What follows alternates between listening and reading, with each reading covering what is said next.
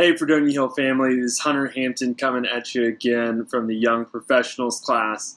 As you can tell from my background, this is not actually my room. I'm actually recording today's Sunday school in my wife's childhood bedroom. I am hanging out with the in-laws, so that explains the Care Bears hanging out over my shoulder.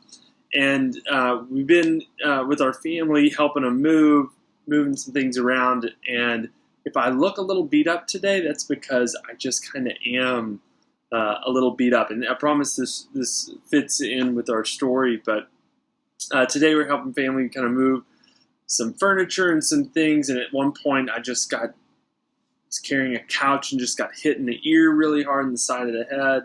Felt like I got punched. Another time, I was trying to use the dolly. I'm an academic, and it wasn't going so well, and I thought I broke my toe off. It's still there, don't worry.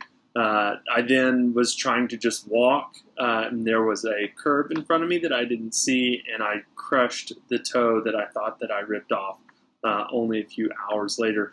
And so I'm perfectly well-sighted. I don't wear glasses or anything like that, and I just physically am just kind of beaten up and tired, and I think it kind of fits into, and I was thinking about this as we were getting ready for Sunday school today, just how beat up I am, and I can see all of my surroundings. Outside of my office door, my house, I can see the SFA students that are doing the training for the disability studies where they're walking blindfolded using a cane, and it's astonishing to see the students doing that exercise. It's something I actually kind of want to do, but just the challenges that I have trying to get through life, being able to physically see and not even being able to think, and just taking sight for granted so often in my life, got me thinking a lot today about our Sunday school lesson as we were hanging out in John 9, in the story of Jesus healing the blind man. And so as we're looking through these verses, kind of the entire session in a sentence, we get to see in the healing of the man who was born blind, Jesus revealed that he is the light who has come into the world to remove darkness. And so with that, we're going to kind of look at the three different sections from John 9. We're going to look at verses 1 through 7, where Jesus, talks about healing and being light in the darkness. Verses 29 through 33, where Jesus is described to come to do the works of God. And then 35 through 41, where Jesus came to confront spiritual blindness. And so with that, we'll hop into our first chunk of verses, John 9, 1 through 7. If you want to have someone read it in your group, that's great. I will read it for you. Verse 1, as he passed by, he being Jesus, he saw a man who was blind from birth, and his disciples asked him, Rabbi, who sinned, this man or his parents, that he was born blind? Jesus answered, it was not that this man sinned or his parents, but that the works of God might be displayed in him. We must work the works of him who sent me while it is day. Night is coming when no one can work. As long as I am in the world, I am the light of the world. Having said these things, he spit on the ground and made mud with the saliva. And he anointed the man's eyes with the mud and said to him, go wash in the pool of Siloam, which means sent. So he went and washed and came back seeing. And in these stories, and I talked about it in the last lesson that I did, I often try to see myself and put myself as the different characters in the story. And in this one, and just with the day that I've kind of had today, just really try to put myself in the shoes of the blind man. And in this, we kind of have the camera following Jesus and his disciples around. But this man, again, it says was blind from birth, so he couldn't work. More likely than not, he was probably out begging in the city. And he's just sitting there and he hears this guy, right? The blind man doesn't know who Jesus is. The blind man doesn't know who his disciples are. And he just hears these people talking about him, right? And they start immediately talking about him and his family. Whose fault is it that the blind man is in fact blind, right? Should we blame this guy or should we blame his parents? And imagining that they're close enough for Jesus to again see him, he would have heard these words, right? And then Jesus goes on to explain that it's neither, right? It's not this man's sins and it's not his parents' sins, but it's that God's work can be done. And then in this moment, right, the blind man is there, obviously blind, can't see what's going on around him. One of the men that is walking by, the blind man, spits on the ground and makes some mud and then rubs it on his eyes and then says, "Go wash in the pool of Siloam." He then goes and spits in the ground, makes some mud, rubs it in his eyes, and says, "Okay, you can go and wash that out." And in the verses and in words, right, very short, two simple verses there, but a lot goes on, right? A lot goes on in these verses of kind of making this spit mud, which takes on a whole new level of meaning in our kind of current COVID moment, right? Don't do that. But in it, then gets to go and wash. And I don't know about you, but if I get anything in my eye, like the smallest amount of soap, a single eyelash, I mean, everything shuts down and I have to go and try to get that out of my eye. For the blind man, he has this dirt just rubbed, this mud rubbed in his eye, and then Jesus tells him to go and wash it out. And he does. I mean, I would too. And in that moment, right, I in my mind, I think I would be kind of frustrated if someone just came and rubbed spit mud in my face. But in that moment, I can't imagine it not hurting, the pain that would come from that. And the blind man being frustrated and going and washing that out. And then all of a sudden, his sight comes back. And in that moment, it goes from, this blind man, I'm sure, just being one of any number of days in his life to all of a sudden being something miraculous, right? And having this miracle, having sight for the first time, trying to wrap your head around all of that. And in that moment, I think it's incredibly profound in so much of my life that it's often things that seem bad, seem inconvenient, or are, inconvenient, are really incredibly difficult to deal with, that often Jesus comes into those moments. And once we kind of rinse that dirt away, once we rinse that difficulty away or out of our life, we have kind of this new perspective. And so in your groups, question for you to discuss is, when in your life have you thought that you had some spit or dirt in your eye, proverbial eye there, but it turned out to be a cleansing that gave you a clearer sight of God's work?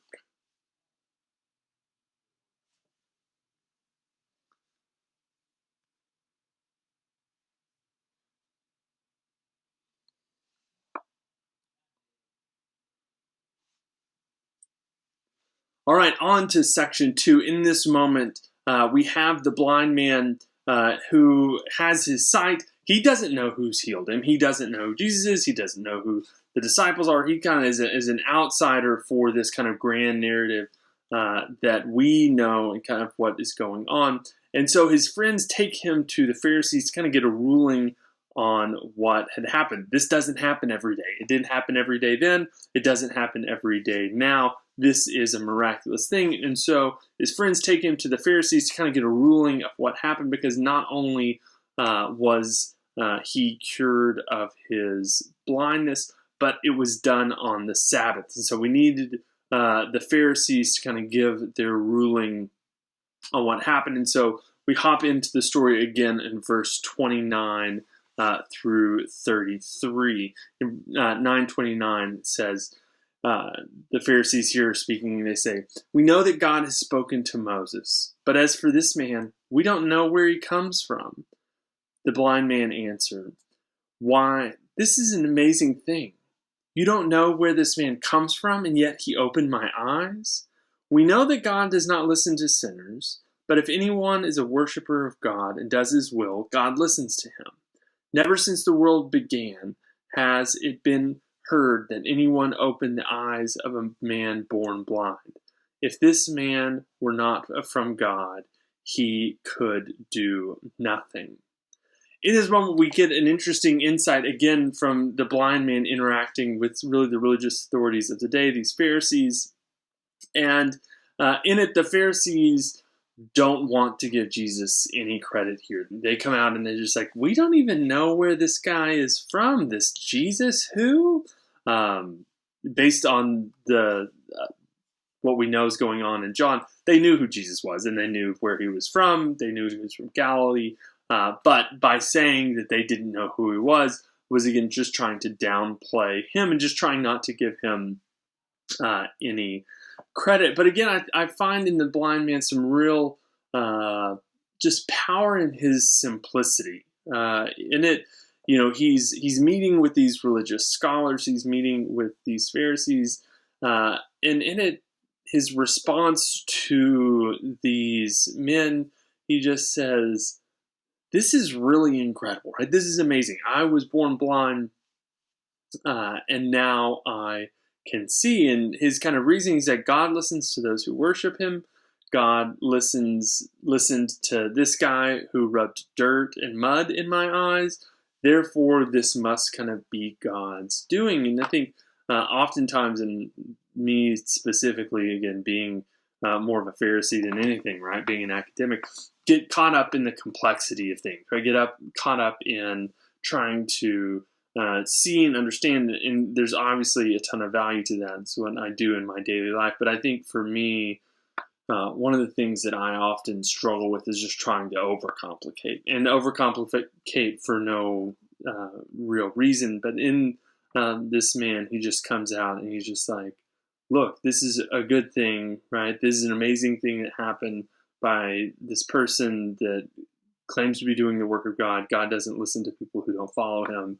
Therefore, right, this must be his doing." And so in that, we see, again, kind of this faith and works moment coming together. And so something I'd like you in your group to kind of pause the video, or if y'all are doing it afterwards, y'all can talk about what are some attitudes and works that reveal our relationship with the Father through faith in Jesus. So kind of the fruits from our lives there. So y'all discuss that based on what we talked about here in chapter 9 of John.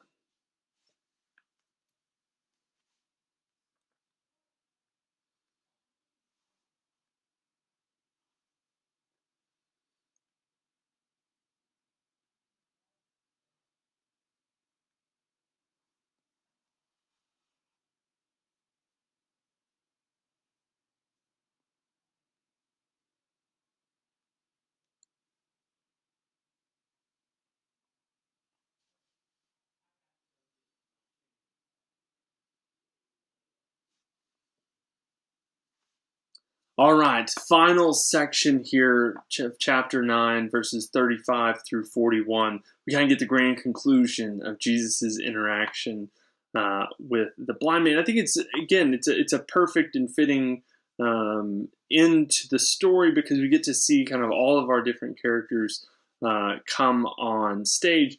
After the blind man, came to the Pharisees just kind of dismiss him and kick him out. And so Jesus goes and seeks him out. And this is what we say. We'll pick it up in verse 35. Jesus heard that they had cast him out, and having found him, he said, "Do you believe in the Son of Man?" He answered, "And who is he, sir, that I might believe in him?" Jesus said to him, "You have seen him, and it is he who is speaking to you." He said, "Lord, I believe," and he worshipped him. Jesus said, "For judgment I came into this world, that those who do not see may see, and that those who see may become blind." Some of the Pharisees near him heard these things and said to him, "Are we also blind?" Jesus said to them, "If you were blind, you would have no guilt. But now that you say we see, your guilt remains."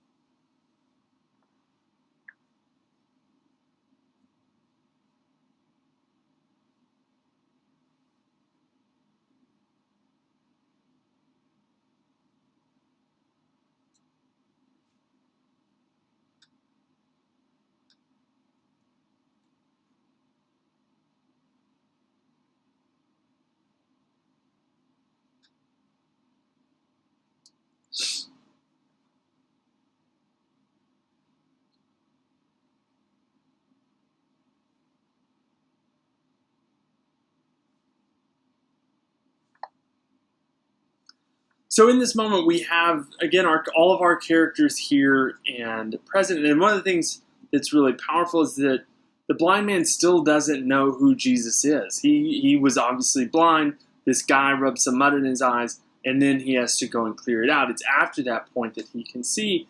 And in it, the blind man's kicked out of the Pharisees, and the Pharisees don't really give him a good answer. And I imagine him being pretty frustrated with this. He again comes and says, this has to be from God. The Pharisees clearly don't want to give Jesus credit for that. And so when Jesus seeks him out and finds him again, he asks him, do you believe?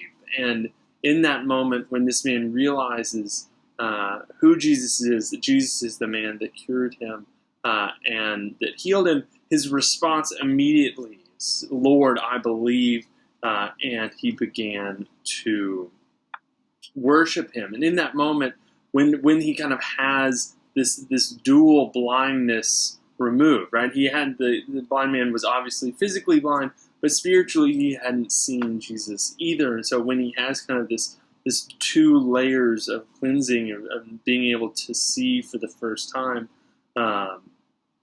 it brings him to his knees, literally, in the worshiping of Jesus. The Pharisees come back into the scene there at the end and trying to figure things out. The Pharisees are trying to kind of solve this riddle in a way that makes sense for them to kind of prop up their worldview. They need Jesus to fit within the structures that they had developed. He couldn't break any of those things. If anything was different, anything was other, that was going to always be bad or be trouble for them.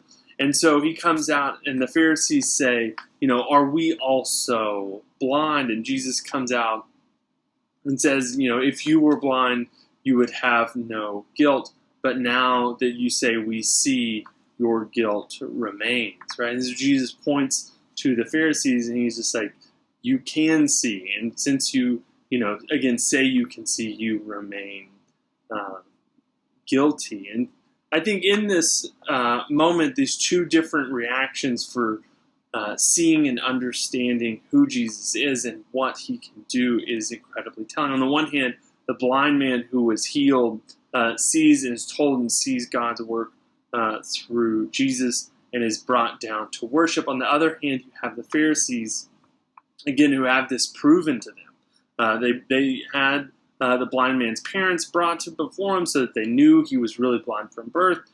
His friends obviously helped him bring there. They get to hear it from the blind man himself. They know Jesus has been walking around doing these miracles. And so they've seen everything play out in the same way, but they just can't come to the same conclusions, right? They remain in that spiritually blind state, and for that, Jesus says, your guilt remains. And I think in this moment for them, the Pharisees don't respond well. They don't, immediately turn from their ways and start, referring to Jesus as Lord and beginning to worship Him. And if we kind of take on their perspective, I think sometimes, and I think we as Christians can sometimes fall, and more than we'd ever want to admit, into kind of this Pharisee-like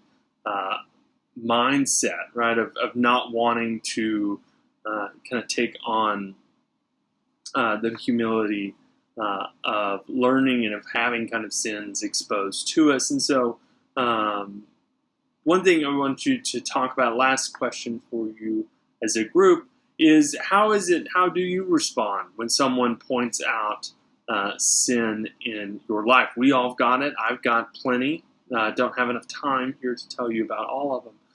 But how do we respond? Are we thankful? Are we like, yes, thank you, for pointing out this sin in my life? Or are we defensive? And what does that, again, say about us? And how can we move to transition to seeing the pointing out of sin and the recognition of sin not as something that is crippling, but as something that can be this cleansing moment of having, again, that dirt, that grime, that spit rubbed from our eyes, cleanse through the work of God in our lives, so that we can see Him and His works in a new way.